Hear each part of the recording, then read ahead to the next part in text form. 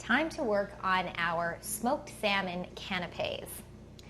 Now, I've seen these canapes done where they were on very crispy rye bread that had clearly gone in to the oven to become almost cracker-like, and it was so awkward to eat because you bit into it and sort of half the salmon slid off and half of you, anyways, it was a mess.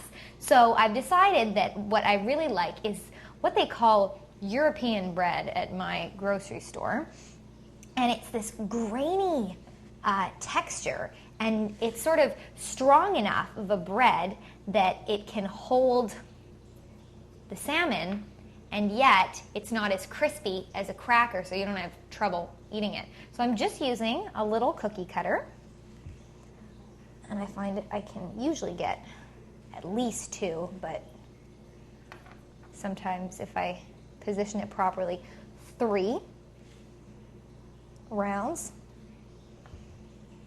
out of this. Oh, I didn't push that side down hard enough.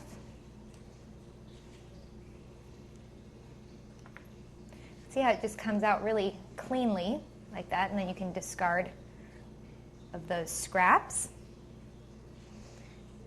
Do a few more here. A little bit of effort, but it's well worth it so that your guests don't have a hard time with your appetizers. And what I'm going to do is spread some crème fraîche on each canapé. Now, crème fraîche, I mean, look at the texture of this. It's like a sour cream, but it has a bacterial culture in it, and it's not as thick, and it's got this velvety texture that you just don't get with sort of the more gelatinous sour cream. So I'm just going to take some of this wonderful crème fraîche, spread quite generously on each canapé. Just little bite of salmon that we'll put on top of each. And what goes so well with salmon is some dill.